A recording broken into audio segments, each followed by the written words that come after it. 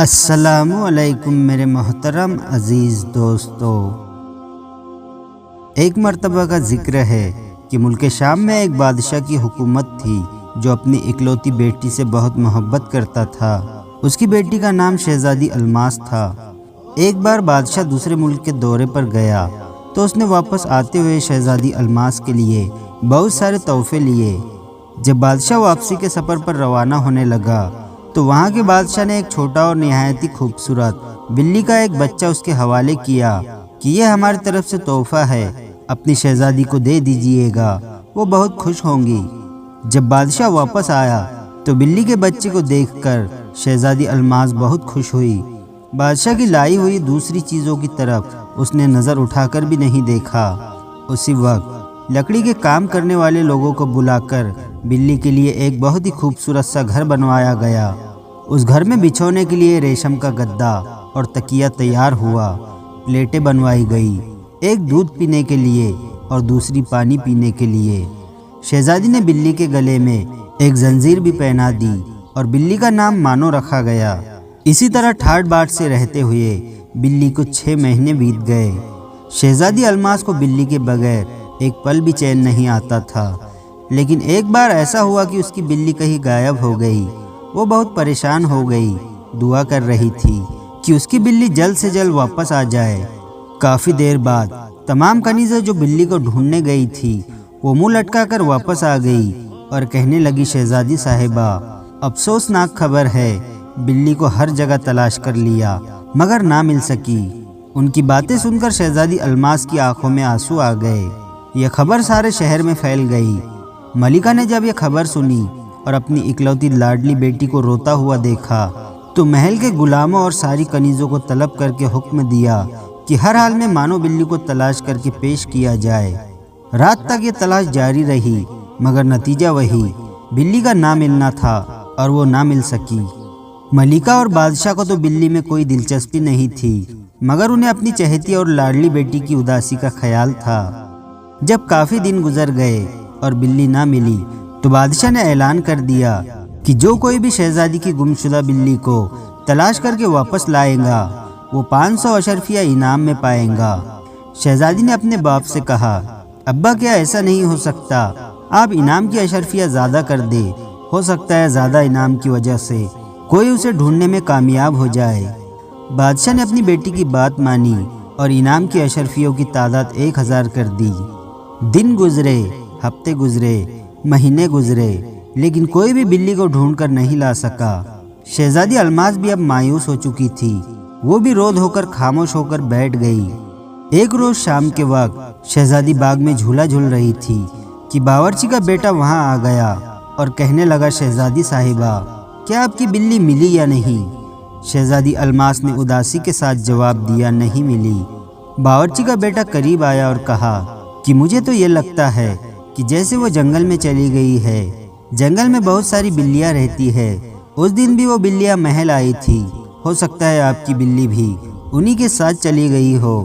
باورچی کے بیٹے کی بات سن کر شہزادی کہنے لگی، تم نے ہمیں بہت اچھی بات بتائی ہے، ہم کل جنگل میں جا کر اپنی بلی کو تلاش کریں گے۔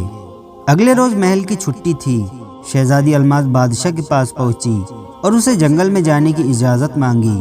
بادشاہ نے کہا، دوپہر کے کھانے کے بعد چلی جانا، ہمیں آج تو کوئی کام نہیں ہے، دربار کی بھی چھٹی ہے، تو کیوں نہ ہم بھی آپ کے ساتھ اسی گھنے جنگل میں چلے، ہم اپنی شہزادی کو یوں اکیلا جاتا ہوا نہیں دیکھ سکتے، آپ کے ساتھ آپ کی بلی کو ہم ضرور ڈھونڈنے چلیں گے۔ شہزادی یہ بات سن کر بہت خوش ہو گئی۔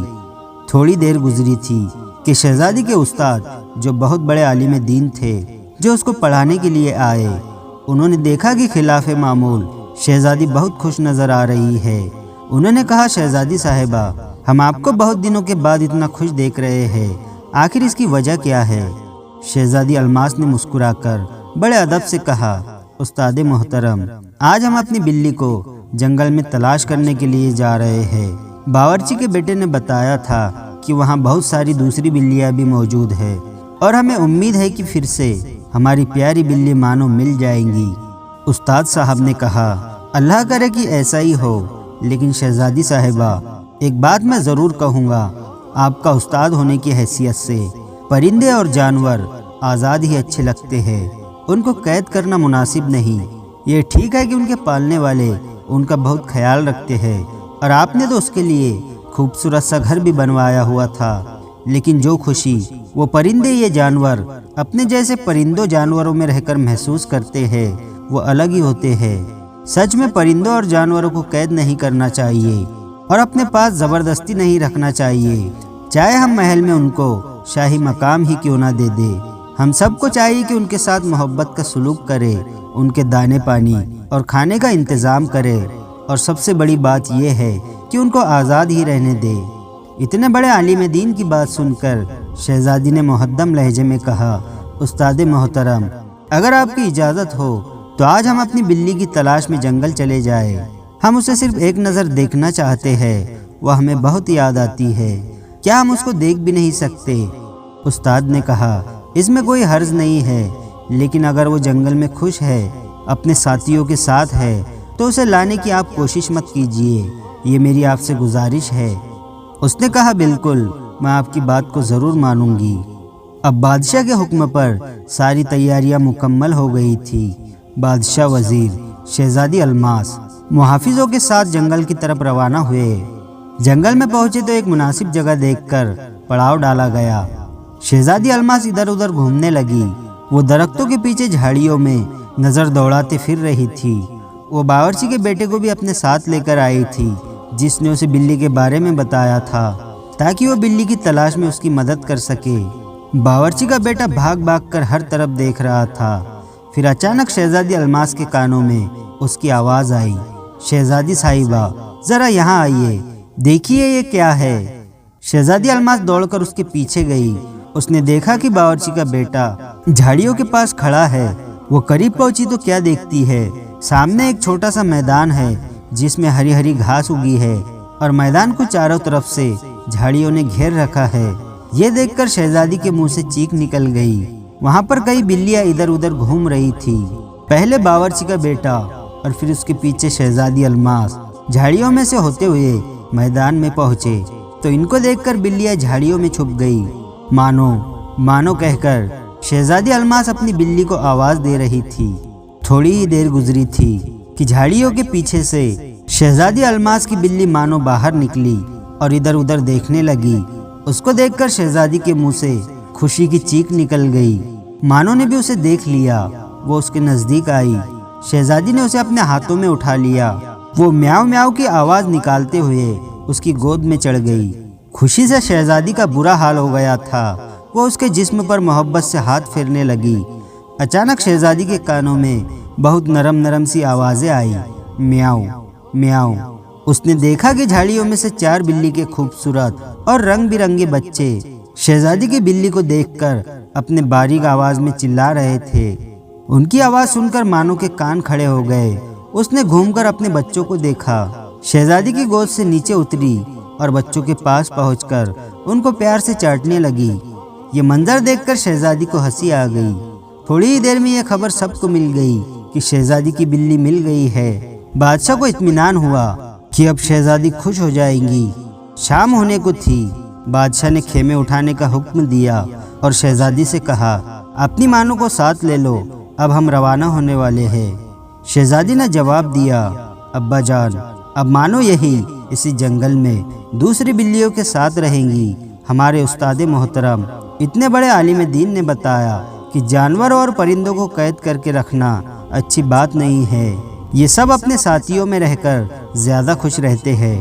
ہمیں ان کے کھانے پینے اور دانے وغیرہ کا خیال رکھنا چاہیے اور انہیں کوئی تکلیف بھی نہیں پہنچانا چاہیے۔ یہ سن کر بادشاہ بہت خوش ہوا اور سب محل کی طرف روانہ ہو گئے۔ کچھ دنوں بعد شہزادی الماس نے بادشاہ سے کہہ کر اسی جنگل کے میدان میں لکڑی کے چھوٹے چھوٹے آرام دہ گھر بنوا دیے۔ اس نے مانو بلی کا گھر سب گھروں سے بڑا بنوایا تھا اور اس پر ایک چھوٹا سا بورڈ بھی لگا دیا تھا جس پر لکھا تھا، بلیوں کی شہزادی مانو کا گھر۔ تو دوستو، آپ نے شہزادی کی محبت دیکھ لی۔ اس نے بلیوں کے لیے آرام دہ گھر بنوایا، لیکن اپنے پاس نہیں، جس جگہ اس جیسی بہت ساری بلیاں موجود تھی۔ یہ محبت ہم سب کو بھی کرنی چاہیے، خاص طور پر گرمی کے اس شدید موسم میں आप परिंदों या जानवरों का बहुत ख्याल रखें। तो दोस्तों, आज की वीडियो आपको कैसी लगी हमें कमेंट करके ज़रूर बताएं और वीडियो को लाइक और अपने दोस्तों के साथ शेयर ज़रूर करें।